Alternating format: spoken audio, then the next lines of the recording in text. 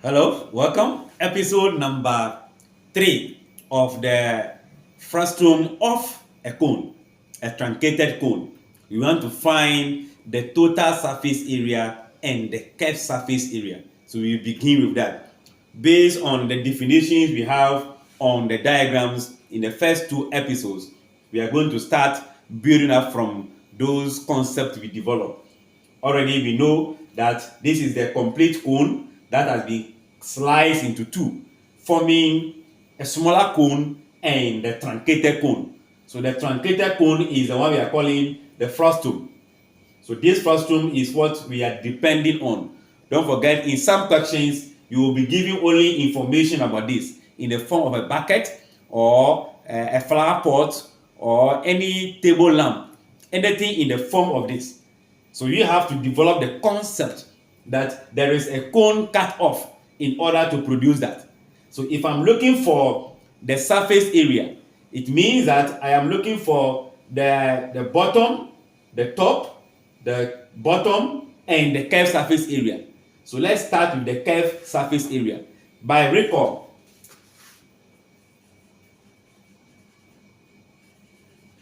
let's recall that the curved surface area of a cone is given by pi r l, where the L is the slant height. So in the case of this, on this very cone, which is the bigger one, the slant height is going to be L, which is in the form of small letter L plus S, slant height. Alright, so if this is the case, then if I'm looking for the curved surface area of only the frustum, it means the curved surface area of the bigger cone minus the curved surface area of the smaller one. If you are not interested in keeping long formulas, just find the curved surface area of the bigger cone minus the curved surface area of the smaller one. That gives rise to our truncated cone. You can do that. So let's see how we can do that. So curved surface area of bigger cone is going to be pi r. What is the r of the bigger cone? The radius is capital R. Then what is the slant height is a capital L. This L here. Then curved surface area of smaller cone become pi r. What is the r? The radius of the base times the slant height, which is going to be small letter L. So in everything, the curved surface area of the frustum will just be equals to the curved surface area of the bigger cone, which we are having as pi capital R capital L minus pi small r small l. The common factor I can see here will be pi. Then RL minus RL. Both are R, just lowercase and uppercase. Alright. So this is what you'll be dealing with if you are not interested in a generalized formula. You can stop there, pick the idea. Surface area, curved surface area of the bigger one minus smaller one. You are good to go. But if you are a type that always want to use formula, then let's continue from here and develop to get a generalized formula that could be used without any calculation. Alright, so you can see that if this is the only thing given to you in the question, then looking at this, looking at the capital L, there will be no capital L on this diagram. So how will you be able to just go straight forward with the formula? It will be difficult. If you check also, what again, I think that's the only thing that we're not having. We have the small l. Okay, the small l is also not here. So we need to write a substitution for the small l and the capital L.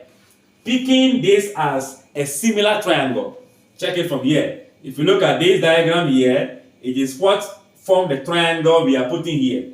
The height h up to here, the height capital is here, radius. So this gives us a triangle that is right angle triangle, a similar triangle.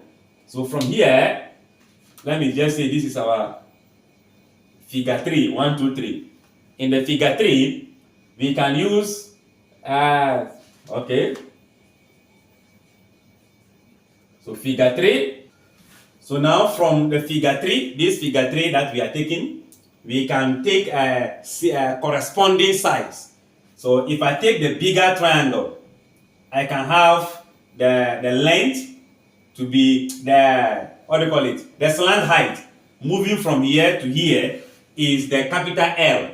Then beginning with this one, the smaller one, L, divided by the bigger one, will give us, we are also going to compare the smaller triangle, which is the right angle triangle, with the R.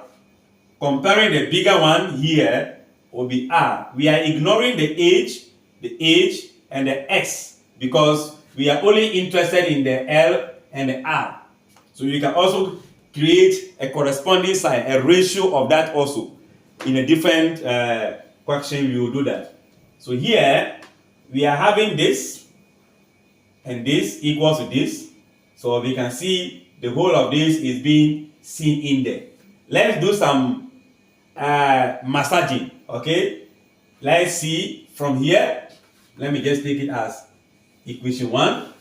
I can see that CSA will be equals to, if I factorize the capital L out, I'll be having pi L into bracket capital R, then minus, because the capital L is not part of this term, it becomes RL divided by what? Capital L. Check it very well. We are massaging, right? We are having this being open the bracket. So L multiplying this will give you back this. When the L goes to multiply, it will be numerator. So to cancel this one. So we have not altered the formula. So what are we going to do? I can see L over L, small l over capital L, small l over capital L. You see that I want to eliminate them. They are not part of the truncated base. So I can see them in this place. So per substitution, let's just say equation 2 into this very one, I will have my CSA, what again? Pi L into bracket R minus R into bracket R capital R. Then this will close the bracket. Check it very well. We are trying to develop the formula. No need. Nobody will ask you to develop it. But it is also good to know how the formula is developed. What can I see here? This is multiplying. So R will multiply. That will be R squared divided by this. So I'll go straight forward by having pi L capital R minus small r squared divided by capital R. This is a fraction, right? So I can have this as 1. Having R as my LCM. 1 into R. That will be R times capital R. It will be squared. Capital R go here 1 times the top will give you R squared. So in the bracket, this will be what you get. So S, is it S? CSA will be equals to pi L into bracket R capital square R small square divided by what? R. Alright, we are on course, right? We can see that it is a little bit simplified, having more of whatever we have on this. So the only thing that is not here is the capital L. So we need to eliminate the capital L from here. Where are we going to pick that? We can still go back to equation 2. The L is there, right? We can see that the L that we are having is a combination of this plus this. We can see that. Pardon me, let me manage here and see. But L equals to L plus X, if you can check. The longer slant height is the same as small l plus x. So in that case, what are we going to do? We are going to do a substitution for this, right? So it means from equation 1, I'll be having L divided by L plus S equals to R divided by capital R. I'm seeing that, right? No, if we do that, we will be introducing a new letter, which will be small letter L. So rather, we want to get a point that will replace this. Rather, we want to change this. So let's say L will be equals to L minus what? S. So let's introduce this into equation 1, replacing this. I'm seeing the L, I want to eliminate. So let's see what will happen. That become L minus S here, divided by what? L capital equals to R divided by capital R. Look through, let's see if we're able to get that. At first, we're trying to make this, but we are having it here. So let's see if we can use from here, eliminate this, and make it the subject rather here in terms of S and R. So let's open this bracket. We have L like this, multiplying this equals to R multiplying L minus what? X. Okay, let's continue to have L, R, R, L, R, S. Do we see that? So in the case of this, we can bring this here as positive and send this one there as negative. So RS equals to RL minus LR. So your RS will be equals to, let's factorize the L out. R will be there minus R. Right? But we are looking for what? We are looking for capital L.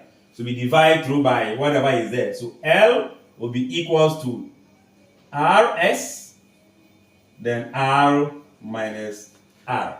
So you can see, now we can replace this L here by this expression, which are all found on the truncated word cone, right?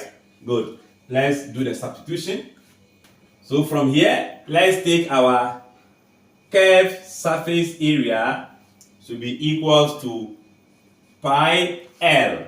What is the L? The L is RS divided by R minus R, right? In this place. Multiplying, this is a difference of 2 square, right?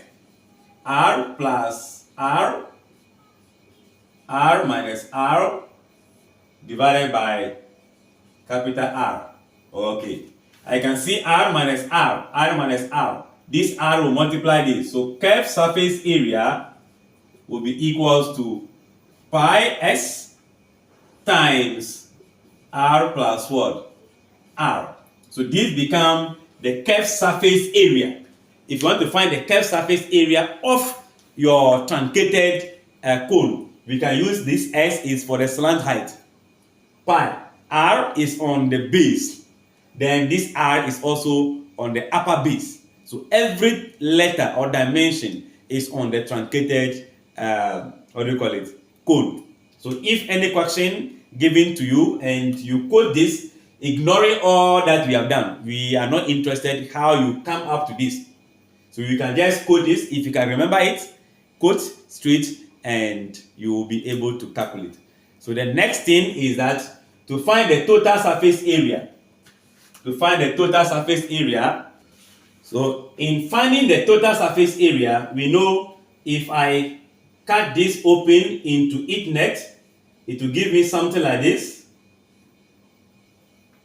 and a bigger circle. Let me redraw this to make it small. So this circle is the one open at the top. This is going to be, if you cut it open here, it will open up to give you something like this, which is the curved surface area. So this is the curved surface. This is the area of the base, which will be pi r squared. This is going to be area of the lower base, which will also be pi capital R squared. So in finding the total surface area of a frustum is going to be the area of the base, which is pi r squared, area of the curved surface, which we found to be pi s r plus r, then plus the area of the top, which is also going to be pi r squared. So what do? We are seeing terms to be common. I can see all of them in there. So this become pi s I plus r, capital R squared. We can try to pick the the pi out, no problem, as in the case pi s r plus r, pi r squared, r squared. So I can pick the pi out in the case of this, which will give us 1, 2. What will it be? 1, 2. So I have pi into brackets. What is it going to be? If you factorize this out, you will be left with r plus r x plus r squared, r squared. So this is going to be the total surface area. If you are asked to find the total surface area, if you can remember this formula, you'll be able to just quote the formula, do your substitution of the part, then you are good to go. I believe we are on the same page now. The video might be long, but take your time and follow through from the beginning to the end. Don't forget, in the next episode, we'll be taking questions that we are going to text the formulas that we have. We will just go ahead and quote the formula and use this in our calculation. Thanks for watching. Like, share, and comment. Bye-bye.